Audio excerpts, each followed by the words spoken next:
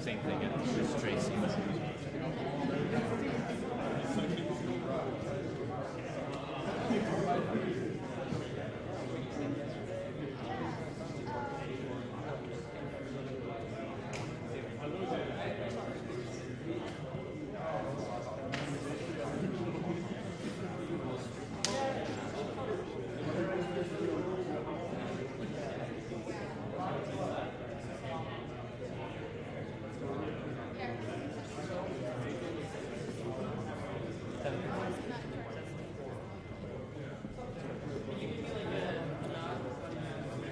Yeah.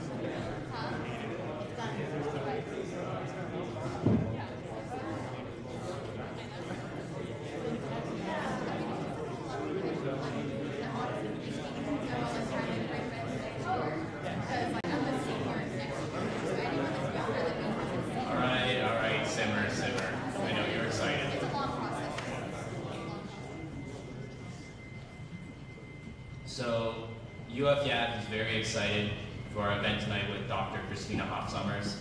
My name is Dylan Panukin and I am the campus lecturer for UF We are also very happy that we were able to work with Hustler Hall, the Center for Gender, Sexualities, and Women's Studies, to get this beautiful venue for Dr. Sommers tonight. Cristina Hoff Sommers is a resident scholar at the American Enterprise Institute. Before joining AIE, she was a professor of philosophy at Clark University. Her articles have appeared in publications such as the Journal of Philosophy, the New England Journal of Medicine,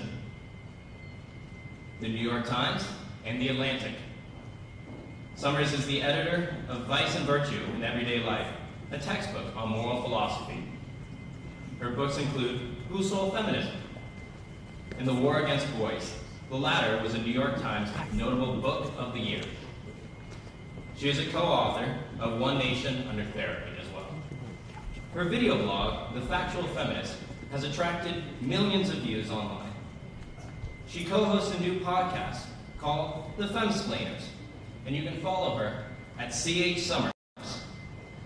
Ladies and gentlemen, without further ado, please join me in welcoming Dr. Cristina Hoff Sommers.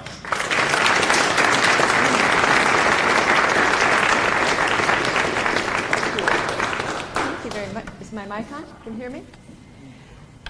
Thank you for coming. It's wonderful to be here. Gainesville. I'm not accustomed to such a quiet audience. No Antifa anywhere, no protesters hiding in the bathrooms. That happened, I think, the last speaker that UF had. People hid in the bathrooms with sound machines. They were like jeering and screaming, and you couldn't hear the speaker well. I'm happy that didn't happen here. To the Factual Feminist. I am the Factual Feminist from YouTube. For many years I was a philosophy professor and now a resident scholar at the American Enterprise Institute, and I focus on culture, gender, and I try to get the best information I can. And that's what I'm going to do for you this evening, to sort of give you the best picture I can of what's going on between men and women, how are women and men faring, boys and girls. I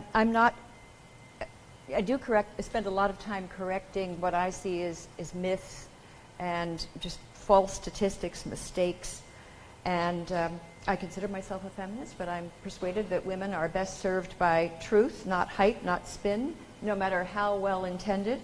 And this doesn't always go well in places I visit.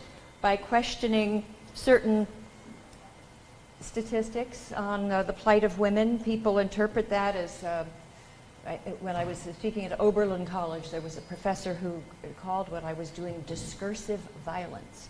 And the students organized a safe space where they could flee during my talk. And while I was speaking, 30 students and a therapy dog fled to a safe space. I triggered this poor dog.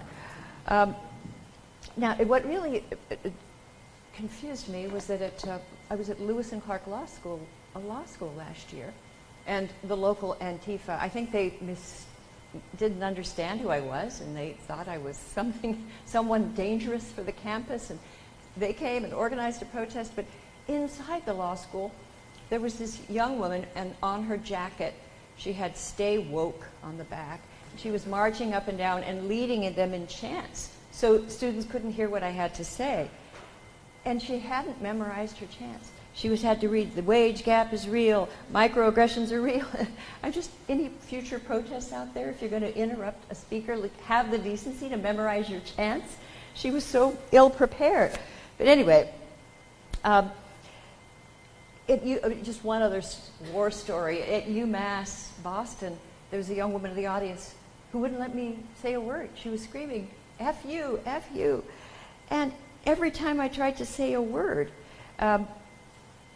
so this is not my idea of ordered discourse.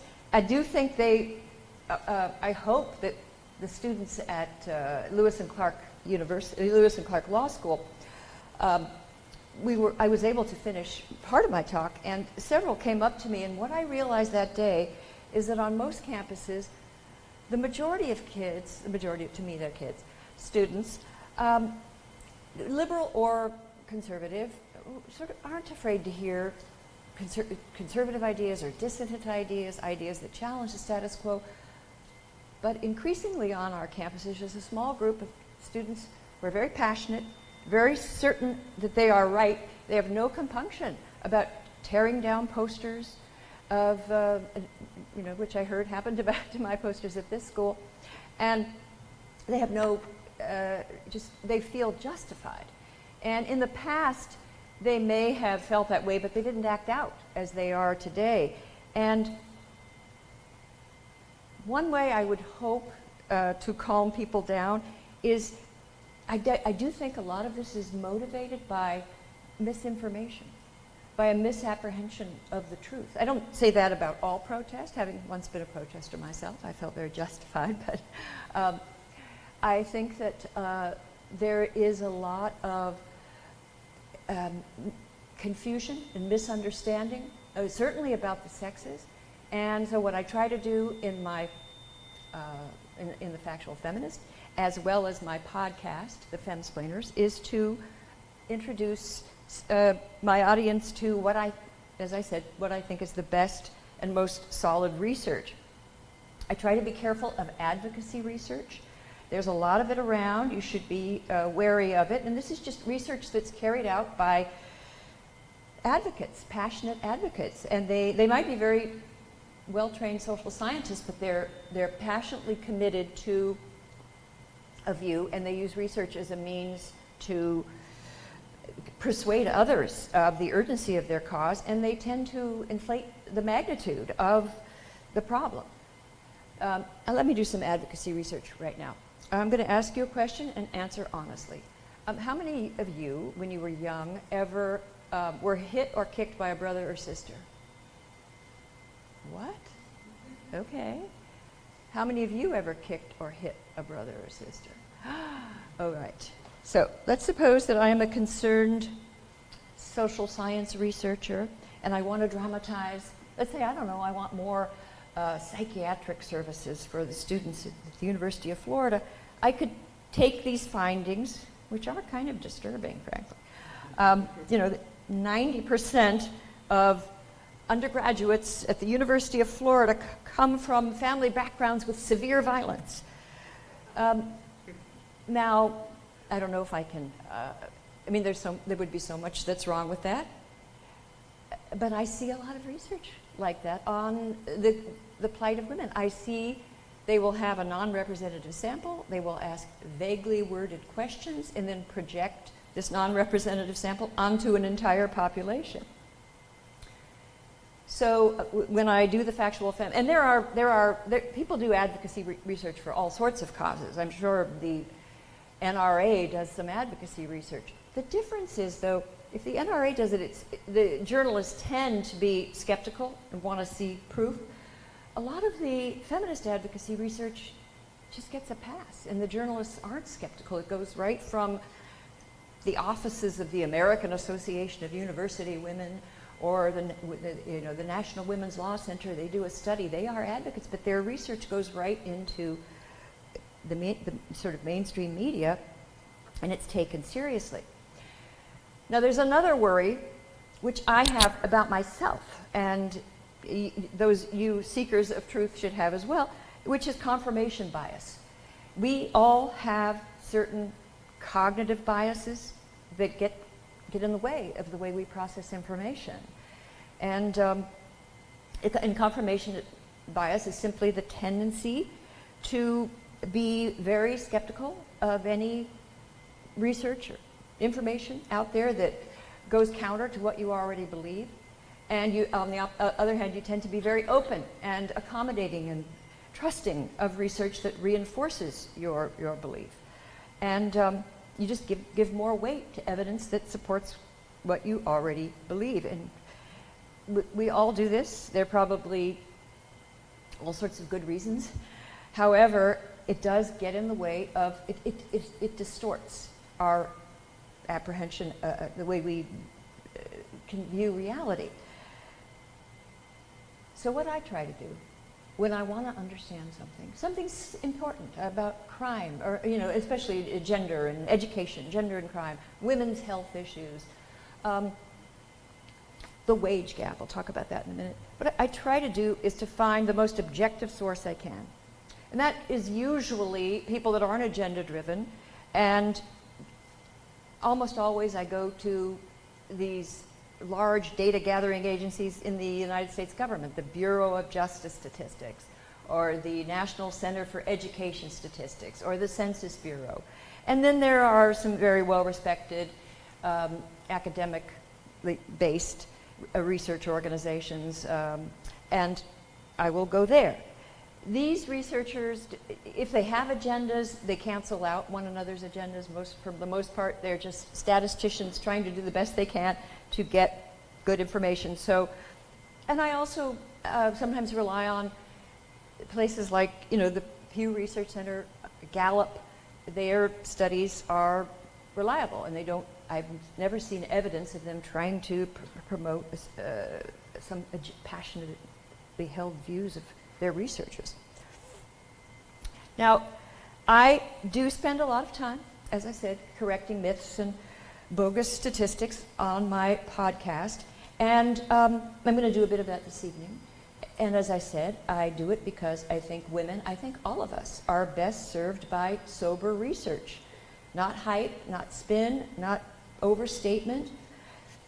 There is a writer I admire, Alice Degler, D-E-G-L-E-R. She's a scholar, writer, gadfly, and she's a professor as well. And she wrote a fascinating book in 2015 called Galileo's Middle Finger, Heretics, Activists, and the Search for Justice in Science. Now, she insists, she has a message for activists, if you're conservative or progressive. And she said that she says, smart activism requires solid data. Lofty goals, that's not enough. You have to know how to achieve those goals. And she writes, quote, if you want justice, support the search for truth. If you really want meaningful progress and not just temporary self-righteousness, carpe diem. Evidence is an ethical issue. Evidence is an ethical issue. I think that's, years ago when I started correcting myths, I was unusually upset by them. And people would say, well, why do you care so much? And this very feminist magazine, Ms. Magazine, sort of did a caricature of me, like some kind of addled woman with numbers all over her. And so, and it's because I do, I guess, maybe my training as a philosopher, I found this area where there was so much misinformation. And it still upsets me, maybe more than it should, but I do think, as Alice Degler says, it's an ethical issue. Evidence is an ethical issue. So I've looked carefully at claims, particularly about gender, women in violence, women in depression, eating disorders, pay equity, education. What I have found, looking at from everything from fact sheets in women's centers, textbooks, and now it goes directly into the newspapers, as I said, because a lot of the journalists take it as legitimate. What I find is that most of the common statistics you hear about the plight of women are inflated or exaggerated in some way, confused, distorted. Not all, but you really have to take them with a grain of salt. And I think that if we're going to address critical issues and things like workplace inequities or intimate violence or sexual assault, we're going to need a solid grasp of what's going on. And we don't have that right now. Now, when I first began making my videos, my late mother was a little concerned. She's very, very liberal, very feminist, and she said, well, dear, how many myths can there be? You're doing these every week. Aren't you going to run out? And I said, honestly, Mom, there are so many, I could do this forever, because they've been repeated so often, and many people take them as true, and now they're out there, and they're almost have taken on this sort of this sense of utter, eternal truths. They're beyond rational analysis, and I think it's led to a serious distortion of, as I said, what our society. And it also bothers me is that as a teacher of many years, I was writing at a time where suddenly the colleges were filling with more young women. And I was teaching at Clark University, and there were a lot of working class young women at the time that came there, first generation to go to college. And those young women in my class, I saw them, and there were far more women than men at that school, and in most colleges you have a disproportionate number of women than men, and they had more opportunities, more possibilities than almost any women in history or on this earth. And yet I would find that in some of their classrooms they were getting this very negative message about how the world was rigged against them. And this bothered me so much because it was just the opposite. So much of it was the opposite of what was being said.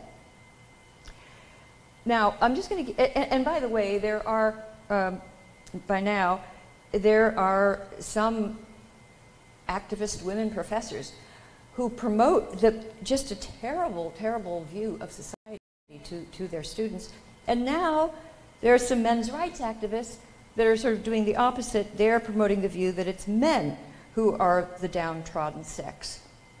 And let me just give you an example of Professor Susanna Danuta Walters. She's a professor of sociology at Northeastern, and she directs a whole program, Women, Gender, and Sexuality Studies. And she's also the editor of the leading journal in women's studies, Signs. And in a recent Washington Post article, an op-ed, she asked the question, why can't we hate men? And she concludes that we can, and maybe we should. And she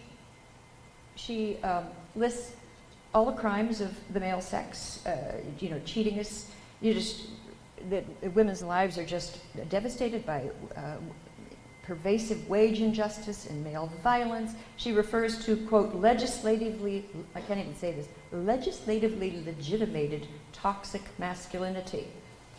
And her op-ed ends by saying, we have every right to hate you.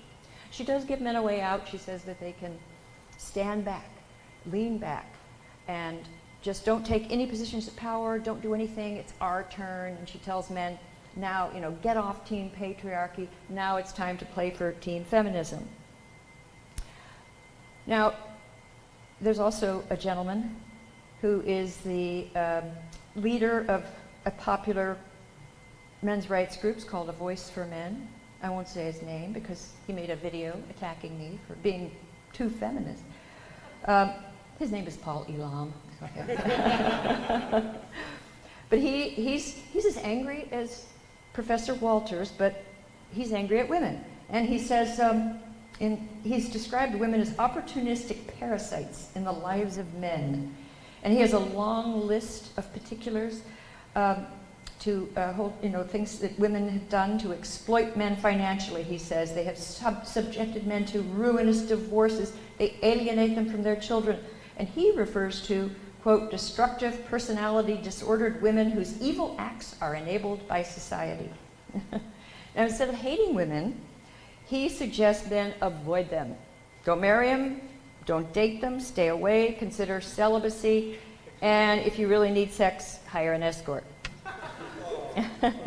And I listened to Paul and Susanna, and they're like, a bitter divorcing couple, and they both want to tell you like the terrible monster the other person was, and I don't want to listen to that, and I don't think they convey truth. Now, and someone like Paul would probably not, his viewpoint would not end up in your textbooks. Susanna Walters, she's editor of the leading magazine in gender studies, at least in women's studies. And so her voice is there. I think a lot of people were very angry at her for writing this, including many feminists. I'm not saying she's representative, but that is there. That antagonism, that view about toxic masculinity, wanting to implicate the average guy in all these atrocities, and it's gaining momentum. And it's certainly a presence on social media. Well, now let me look at some of the ways in which someone like, well, you don't have to be as radical as Professor Walters. This is a standard claim that we hear all the time, that women are paid, whatever it is, it varies, but the pay gap is routinely cited as, for the same work, a woman is paid 23 cents on the dollar that a man, where a man earns, compared to what a man earns. It's routinely cited, and many journalists, politicians, activists, even comedians assume that it's right. I think it was last year, Sarah Silverman made an ad around the time of Pay Equity Day, and she accused society of exacting an unjust vagina tax. from every working woman, which adds up to $11,000 a year. Now, with all due respect to Ms. Silverman, it's not quite that simple. This 23% gender pay gap that we hear so much about is simply the difference between the average earnings of all men and women working full-time. It doesn't take into account relevant variables like what is your occupation? How many hours do you work per week? What position do you hold? What is your job tenure? How, you know, there is a gap between men and women's earnings, but it doesn't appear to be caused by workplace discrimination. There are innocent explanations, seemingly innocent, we'll see. What I'm saying is there's just a lot of reasons why men earn more than women in the, you know, college majors, for example. The best paying majors are probably engineering and maybe computer science, and you find fantastic women in those fields, but not as many as men. The pool of people graduating in those fields is a much larger number of men. Some of the most popular majors for women happen to be some of the lower paying fields. Education, social work, sociology, psychology, you find far more women. And if you do the proper controls and you look at all of the things I mentioned, and there are others, many, many things determine wages, there's just a lot of things other than discrimination that explain the gap. Now, I've had many debates about this, and it never goes away, this debate, even, no matter how many times. There are many feminist economists who now say, well, the gap isn't really about discrimination, it's something else. The pay gap activists will insist that even when you control for different occupations and education and job tenure, even when you do those controls, women are still cheated, and they will point, someone pointed to me, they'll say, even doctors, you know, women doctors, same education, same schools, the male doctors earn more. And I'll see that and I'll think, gee, maybe I missed something. And I'll look at the study, and what I'll find right away is they didn't control for specialty. Now, as it happens, more women than men go into, women go into pediatrics and family medicine. More men go into the highest paying specialties, cardiology and anesthesiology, I believe. And that explains a lot of the gap. And there's more. If you look more closely, and people have done this, you find that the male doctors work more hours per week, that female doctors are more likely to have a part-time schedule or to take a long time out of the practice and then come back. And when you do that, the gap is accounted for. It's not someone with ill will cheating women. And yet every year we have equal pay day, and that's how far into the year women have to work to earn as much as men. And there's some other facts that I can't help but noticing, which is that, I think it was Bernie Sanders sent out a tweet that said, he showed the wage gap between African American women and white women and Hispanic women versus white men. And he was deploring this gap. But I just politely answered and posted a graph from the Bureau of Labor Statistics that showed that the biggest gap is with all these groups, including the white men, are the Asian men who earn, the gap between Asian men and white men is bigger than the gap between men and women. And, you know, is that, to me, I can't help but think, well, why don't we try to understand that gap and see what explains it? And is it Asian privilege, or the way, or is there something else? It's just, and I'm not saying I have the final answer, but it's more complicated than we ever are allowed to believe. So on the surface, what may look like discrimination, you dig a little beneath the surface and you find, as I said, just reasonable explanations why, for example, women physicians might be earning less. Now, the debate is by no means over, because at that point, those who believe in this wage gap injustice, they have a fallback position. They will say to me,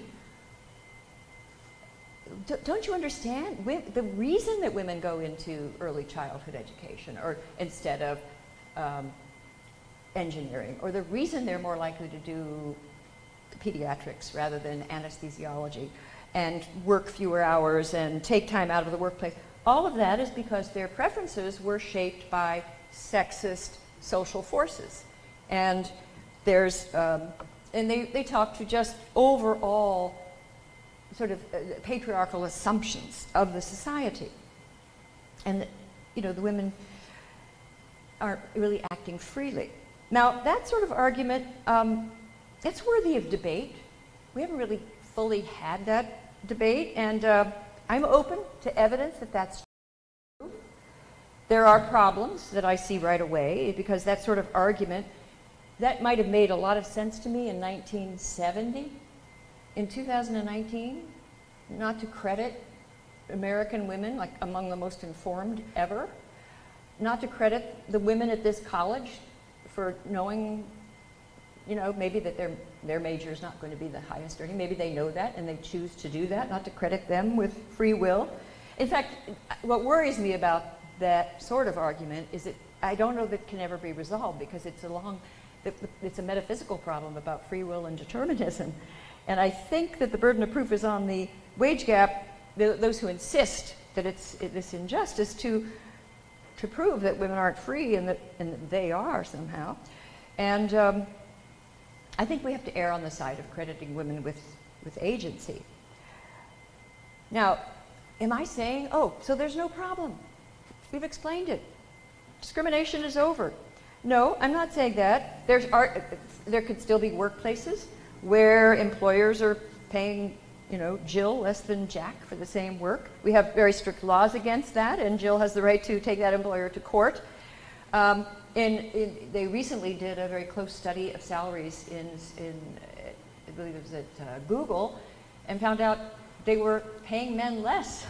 And then Uber did a very close study, and this is very interesting. Women were being paid, I believe it was 12 to 15% less. And some researchers tried to find out how could that be, because it's not an employer cheating women, it's an algorithm.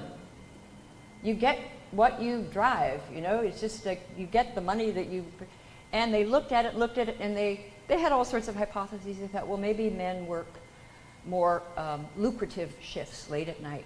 Well, that turned out not to work, because women like to work on Sundays and men don't, apparently, and Sunday turns out to be a very lucrative shift. That didn't explain most of it. What explained most of it was that men drive faster. That was it. Now, I think, you know, women should know that. And Uber, well, it seems to me recently, but I think it was more than a year ago, they implemented, made it more easy and to tip. And the evidence that we have suggests that women get tipped more.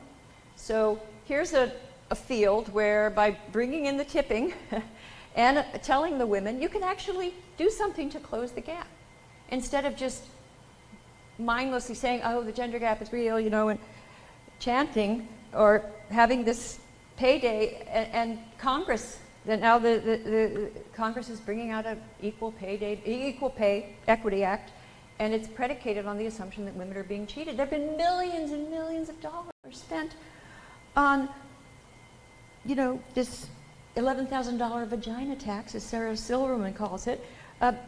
It's a phantom issue. And it detracts from efforts to solve the problem. Now, at this point, you know, I say to myself, maybe I have confirmation bias. I tell my research assistant, find me the best study you can that's accounting for all these variables. I must be missing something. And maybe I have internalized the patriarchy. That's what they told me at Oberlin, that you've internalized the patriarchy, or, you know, you've internalized misogyny. I'm open to that possibility. And then I look at the study, and not just this, almost any study that I see these days that claims like rampant injustice for American women, I look at it and I try to be as open-minded as I can, but yet I just always find, and not just me, there's a group of us that do this. I have colleagues that are skeptical as I am, and we look at it and we always find mistakes. So I don't see how anyone's helped by mistakes. I see how advocacy groups are helped. I see how political movements are helped. And I see how someone with an agenda that wants to get women really angry, I don't see problems being solved.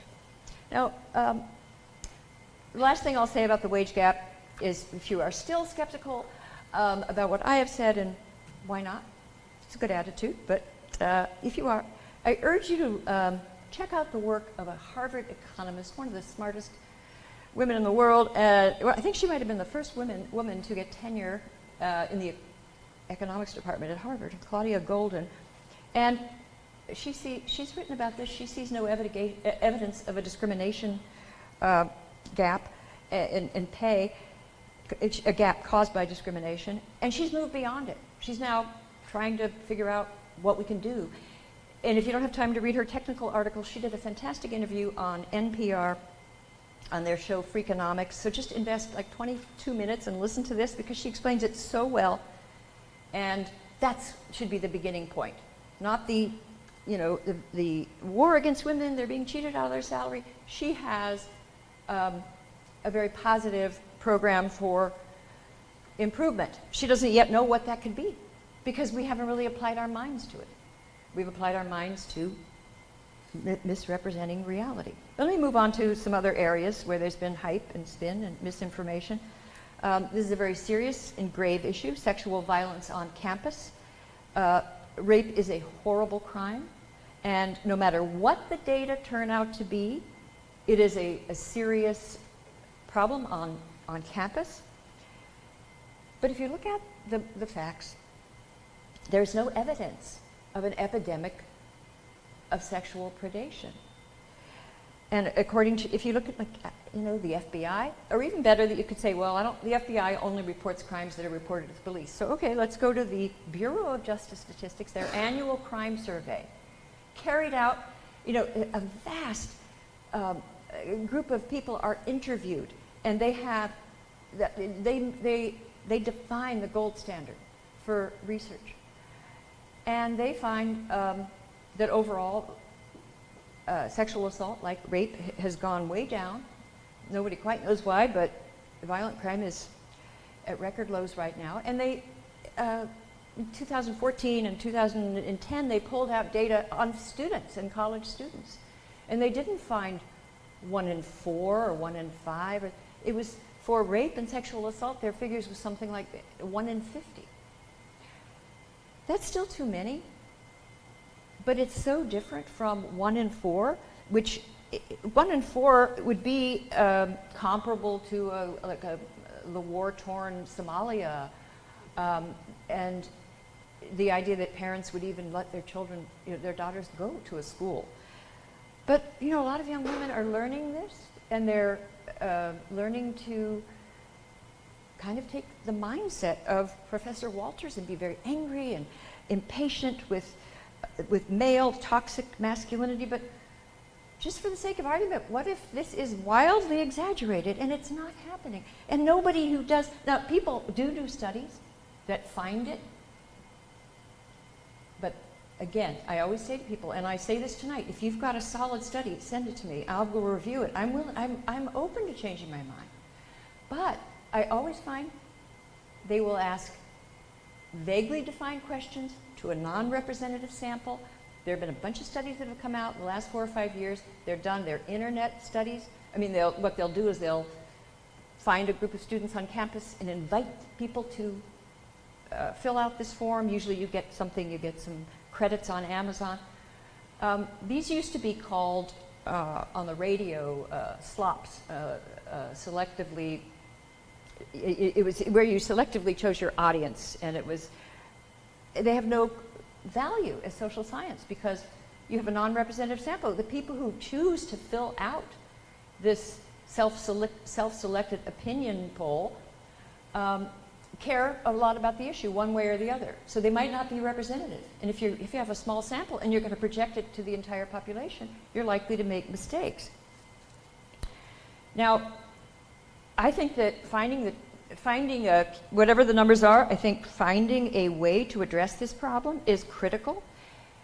There have been some scholars who have created programs that actually seem to work. There's a program you can give to college, it's given mostly to women, who are by far the greatest at risk for college sexual assault. It's a 12-hour program, and it has been reviewed in the New England Journal of Medicine, and newspapers that are usually skeptical of these things, like Vox and the New York Times and The Cut at New York Magazine, reviewed it, and they were feminist journalists, but they just said, my God, this works. And what it does is, it's nothing so unusual, but it teaches young women to be aware of indicators that someone could be a predator. We know that 1% of the population is a sociopath, and 3 or 4% are, or 1% is psychopath, 3 or 4% sociopathic. So this could happen to you, and they prepare young women. It's partly self-defense, it's being aware of your environment, and they. It happens freshman year. They're very young. They've just coming to college, and they learn about what they're willing to do, what they're not willing to do. They have some scenarios. They rehearse, and it helps. I certainly would want my daughter or granddaughter to have it. I wish I'd had it. It was something you want.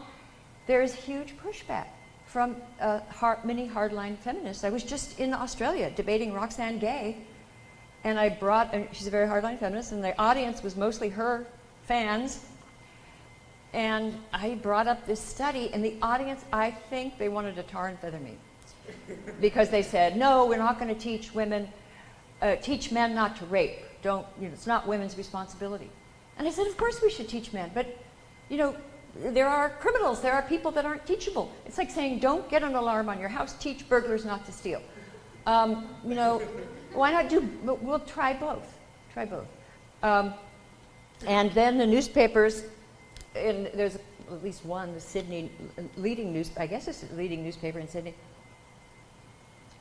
talked about this American woman that came and thought that, it's not men's responsibility, it's just women have to learn. No, I didn't say that, but it's like they wanted to construe my words in the worst possible way, and they weren't even curious about this study, which prevents violation. It prevents sexual assault. It prevents rape.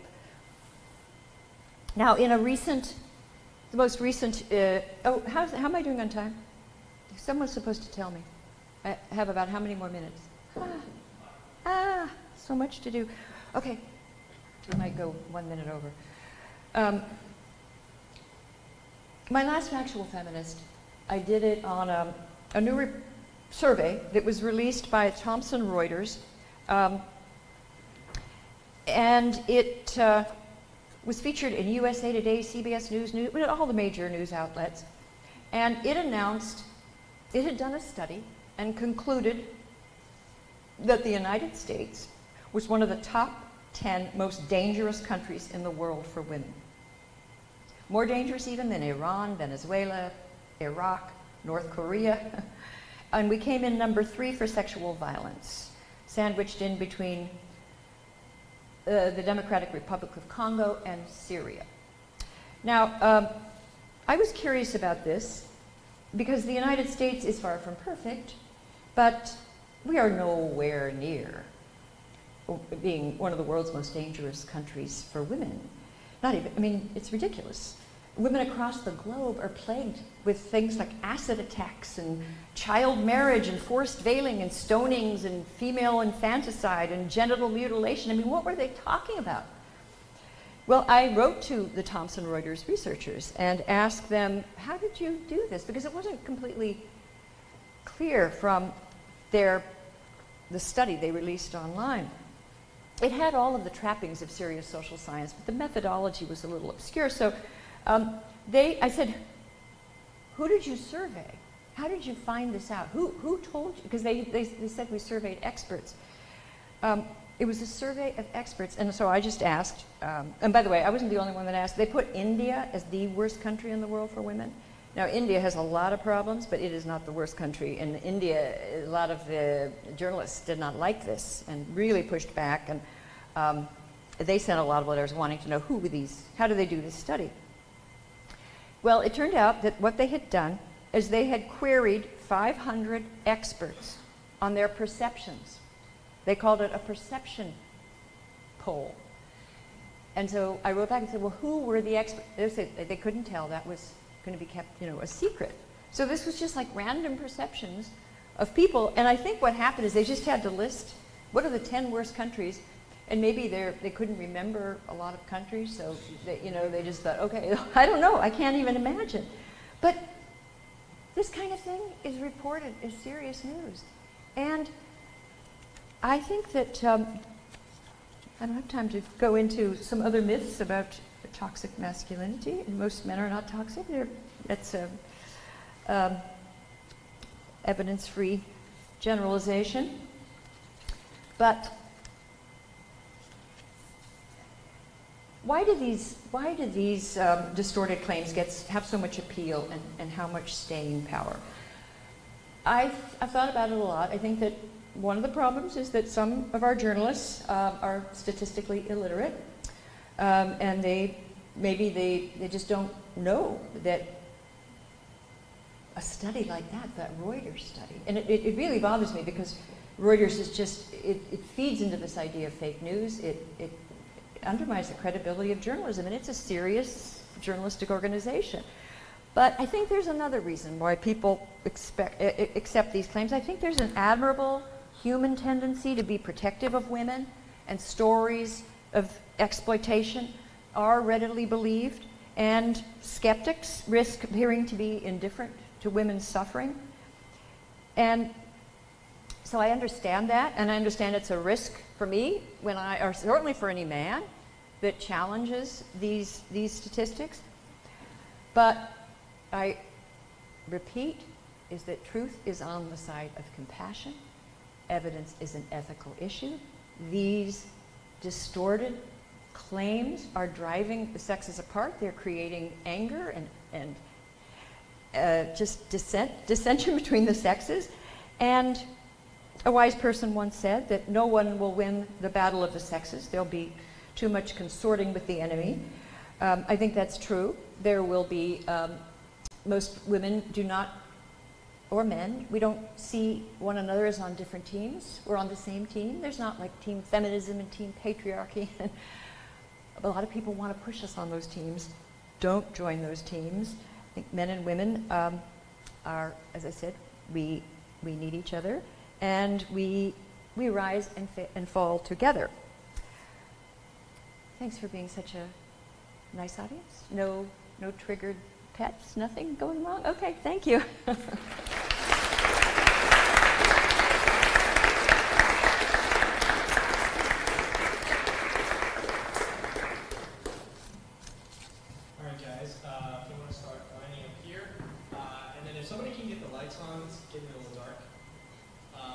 So you want to line up right here when you get your questions in. And we have the Ben Shapiro rule here. If you disagree with her, you get to ask your questions first.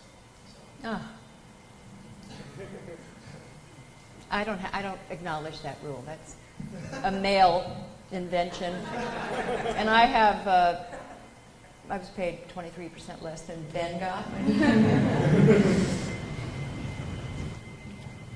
Don't all go at once, guys. I don't mind friendly questions.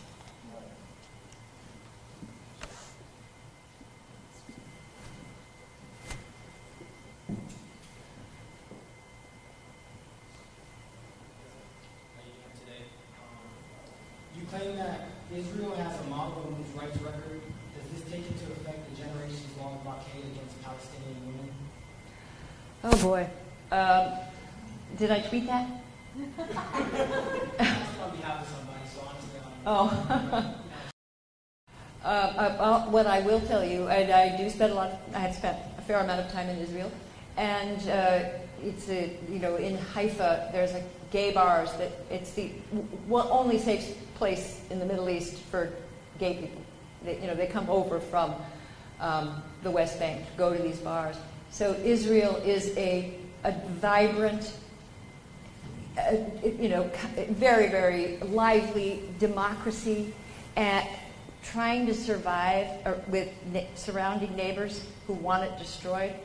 So I'm astonished sometimes that people will talk about women's rights, and for whatever reason, because of some obscure rule in how they apply the logic of intersectionality, they now include Israel as like one of the enemies, and Zionist women who were Zionists were not supposed to go. Were left out of the Women's March. Were crossed off, and so there's this hostility about Israel, and I do find it irrational. I don't think it's based on the truth, and I do think around Israel it's a whole different topic. I could be the factual Zionist, but I'm not really prepared for that. But I urge you all to visit Israel. It's such an inspiring country, and what they have to put up with. And I know I don't approve of everything they do, and I don't know, too many people. And my friends, I have Israeli friends who don't approve of everything. They're always fighting to change the government, but that's all I can say to the person who asked that question.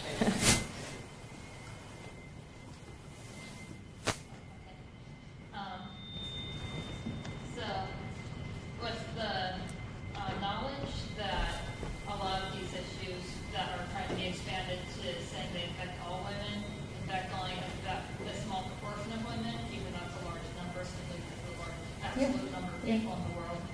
Would it be better, to take a more intersectional approach to feminism and say that even though these issues do not affect all women, they should be ignored simply because they're not overarching, so that the issues don't get ignored just because they aren't the big thing felt by women?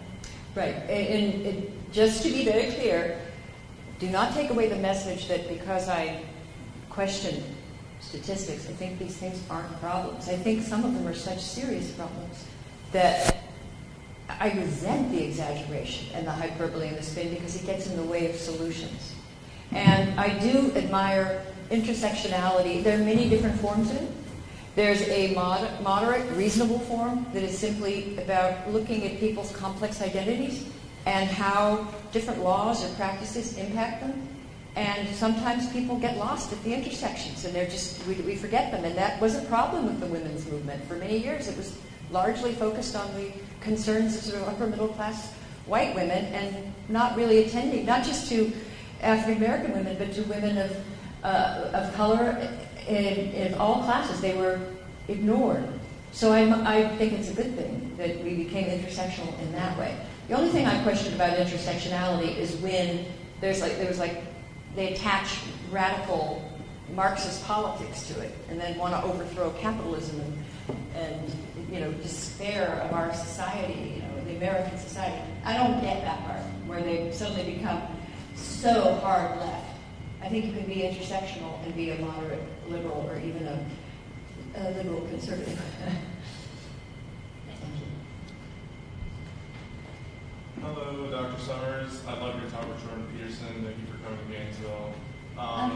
I wanted to ask, so something that I sort of concede, and I don't know if it's something that I should concede to an argument that I would say a lot of gender feminists make, is this sort of idea that women don't hold many positions of power. But even looking back at the 2018 election, there was a considerable amount of women elected into positions of power. Now, I'm not sure on the statistics, but I do believe that there still is a majority of men who run in Congress. And I wanted to know if, to you, this is something that your brand of, let's say, equity feminism needs to handle, or if this is a problem at all. Yes. I do make a distinction between what I call equity feminism and gender feminism. Equity feminism is it's classical equality feminism. It's the feminism that won women the rights, the right to vote in the first wave of feminism, and all sorts of other liberties. Arbitrary obstacles were removed, and suddenly we could go to medical school, law school, business school, couldn't keep us out. And laws against sexual harassment and just arbitrary barriers taken down. That is equality feminism. There's another school that has no faith really in equality feminism. Now, I call it gender feminism because this school believes there's a sex-gender system, that women's oppression is systemic, that every institution in the society bears the impress of patriarchy, And it's not enough to change some laws or, policies or attitudes. You have to, the entire system is completely compromised with misogyny and must be taken down. So it's a much more radical theory. So I think equity feminism is working. Now, to your question, people will say, how can you say that? Look at the CEOs of the Fortune 500. Look at the United States Senate. Look at the professors of physics and mathematics at the Institute of, at MIT or Stanford, and you do find mostly men. My answer to that is that, first of all, I consider that the apex fallacy. I don't know if that's a real fallacy or maybe I'm making it up or something, but it's where you take people at the very top and then you project their qualities to the whole population. So you say, oh, well, men are CEOs of Fortune 500. Well, that's 500 men. How do you take these men at the top of success and project it to the whole society? Now, when you take the whole society into account, and you look at men, who are not going to be CEOs of anything, they hardly get able to graduate from high school, it looks very different. And there you find, and if you wanted to, if you were like my friend, the men's rights activist, and you wanted to do what a lot of activist feminists do, you could start talking about the numbers of men who commit suicide. It's much higher. You could talk about the jobs that men take in this society.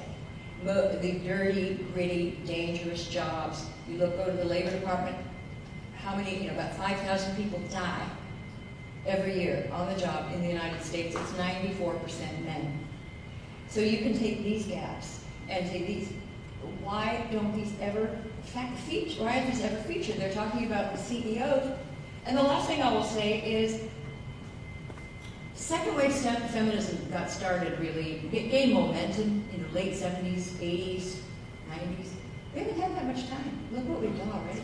I mean, women have moved in, and where they really wanted to go, there was no way to stop them. I mean, women now are a large majority of biology departments, psychology departments, PhD programs, that's more than 70% women. Something about veterinary school, it used to be all men, now it's majority women. So these are just a few examples, but women are now heads of major universities. Harvard they don't now, but they had a female president in Princeton, and most of the major universities.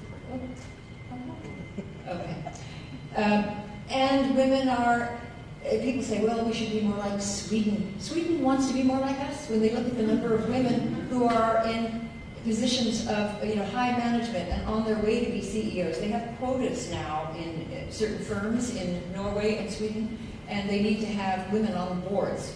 And they have to take American women because we're the people that have the experience. So I'm not saying it's all good, but I'm saying give us a little time. And to rush in and say, oh no, it's just, it's a patriarchal, it's oppressive, there's a philosopher at Cornell, Kate Mann, it's all misogyny. And she would say to me that I'm practicing, I can't stand these neologisms. She calls it empathy, sympathy for men. That's like a very bad thing. Well, I have sympathy for human beings, but I also have a lot of empathy and passion for truth. And I think it's just I think if you look at the situation of men and women in society, it's a complicated mix of burdens and benefits. And we can do better for both. Yes, thank you.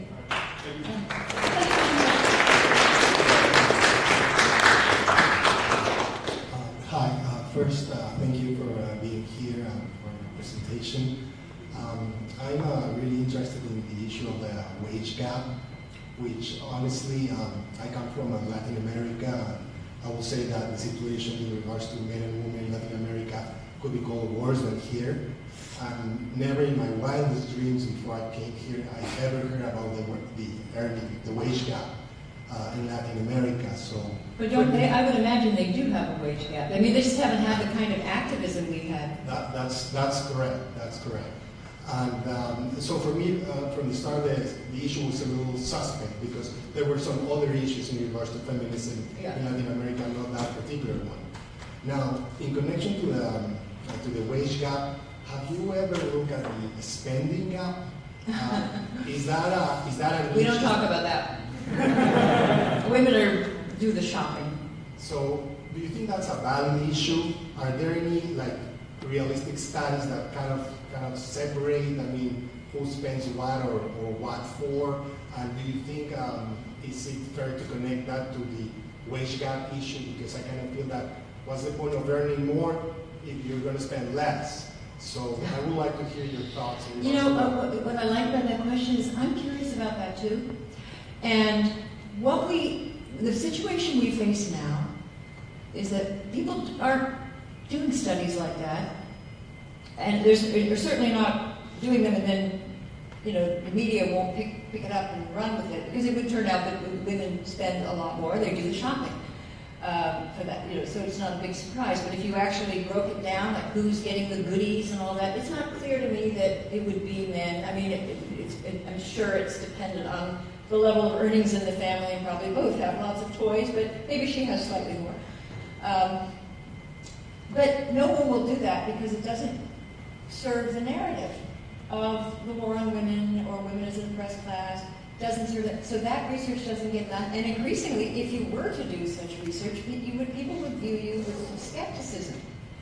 And that bothers me so much that the environment around research now is so fraught, and you can get in trouble for asking the wrong question.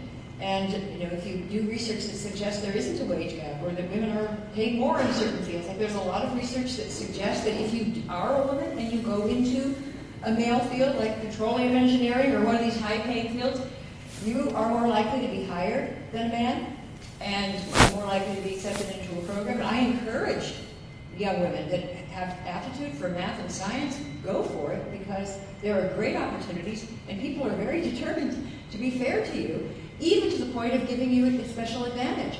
So it's a great time right now to be a woman scientist. It's a great time to be a scientist altogether. First of all, because the scientists are not as, such a burden fashionable politics as the humanities and the social sciences. And secondly, just so much is going on. So anyone that can do that, it's very, very well worth your while to do it. But it's hard to talk to someone who wants to be an early childhood educator who's going into petroleum science, petroleum engineering. Thank you.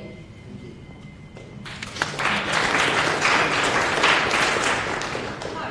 Do you believe that gender roles are an innate, biological, natural phenomenon that occurs in society today that may attribute to some of the phenomena that happens in the wage gap, like women choosing to be pediatricians over anesthesiologists, or spending more because they are more likely to be stay-at-home mothers?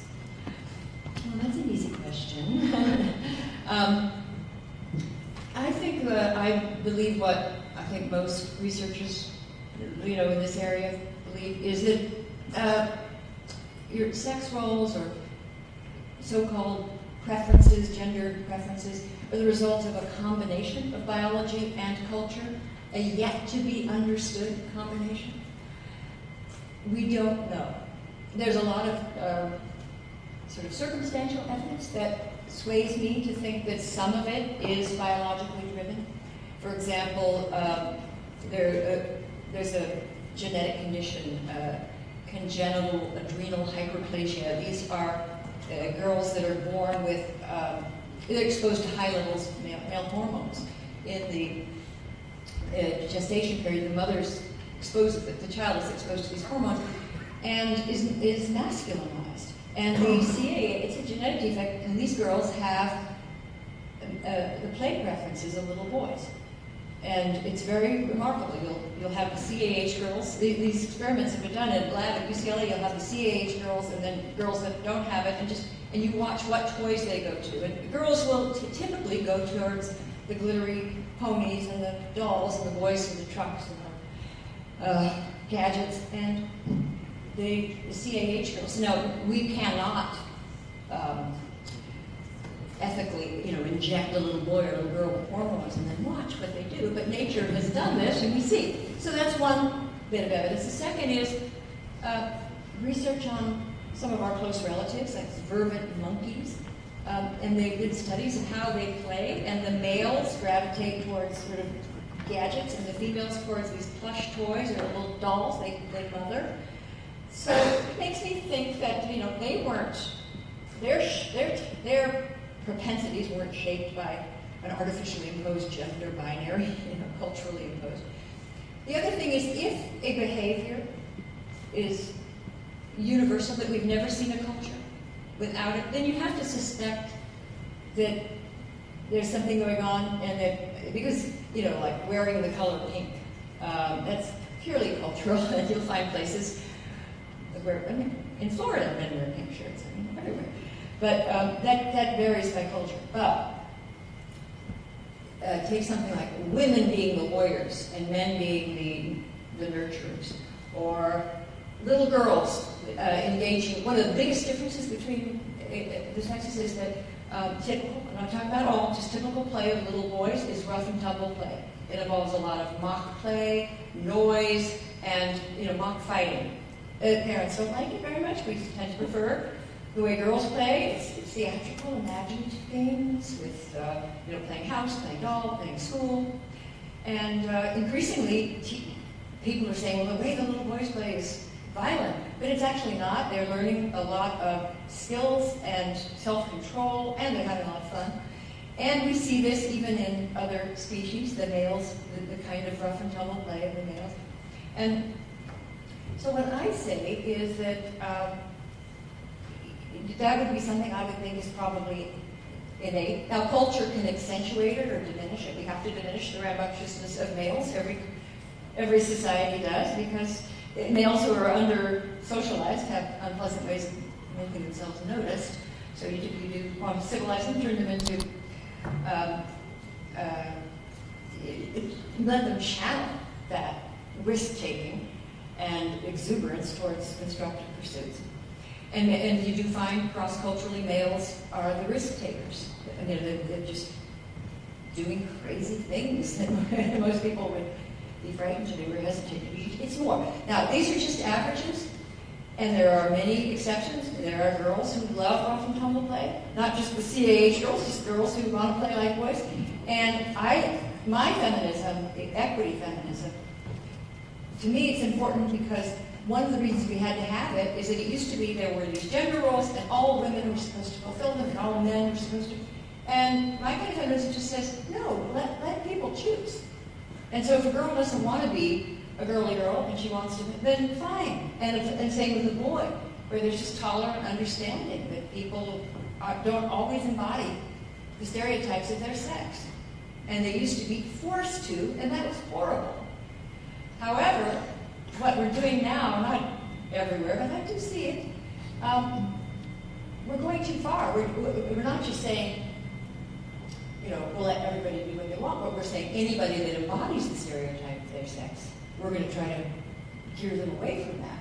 And they have some, I don't know anybody doing this here, but I hear about parents who say they're going to raise their children in a gender-neutral way. And every time I've seen that practiced, the kids have another opinion, and they don't appreciate efforts to police them. And there was I wrote about this in my book, Who Stole Feminism. There was a school, there was a very feminist mother, and she wanted to raise her son, I guess, androgynously. And she sent him to this feminist preschool in Cape Cod, and she said every time they tried to plant, they had a tomato garden, and they'd have these sticks, and the girls would be there constructively doing as the teacher said, and the boys were taking the sticks and starting sword fights.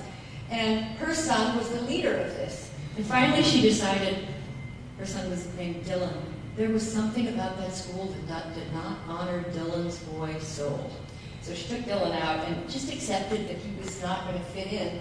So I warn parents, like, I think it's fine, expose your kid to every conceivable kind of play, and don't, you know, I don't like the fact that toy stores, you know, have girls and the big word and boys, because we're going to be kids that are going to want to, you don't have to put the signs. You can have the toys sort of separated if that's what you want, but the kids will find their way. You don't have to label them, and that can be hurtful to kids who want to play, you know, a boy who wants to play with the girls' toys, he has to go over and see girl there. You don't have to do that, but don't freak out when your daughter, you know, wants to be, you know, goes towards the girly toys and the princess and the plush pony, or whatever they're playing with these days, but it's fine. And yet people are now treating it as if it's a disorder in need of a cure.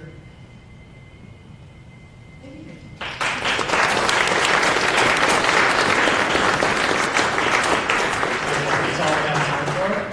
Thank you guys for coming. Again, big round of applause for Cristina Hoff Sommers.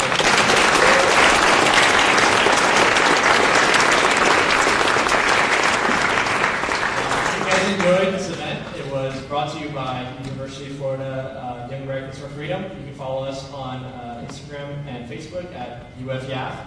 And we'll be bringing out more events like this every semester, so look forward to it. That's one last thing I want to say, is that people ask what they can do, is that we do have sort of a crisis of free expression on the campus and a lack of diversity in the curriculum. And the way to fight it is that I think free speech and free expression needs a lobby, and that includes supporting groups like YAF, as well as FIRE, the Foundation for Individual Rights in Education. But I go to campuses, and I'm not a very good I'm a registered Democrat, and I'm not a perfect person to represent a conservative movement. I'm not really all that conservative, but I want to conserve standards, so that, and YAF sends me to campuses. And I'm at a conservative think tank. And I was there with my friend Ayaan Hirsi Ali. She fled an oppressive life and fled for freedom in the West. And she rebelled against radical Islam. And then she had to flee Holland because she was almost murdered. And she came to the United States. She celebrates the Enlightenment. She's pro radical freedom. She was completely turned Dutch. And, gay rights and human rights. And no liberal think tank would take her. She came to mine. We both are there. So right now, there's just more openness to ideas among conservatives. So I urge you to support YAF, whatever your politics, and have more debates, but support this group because we need this here in Florida. Okay, thank you.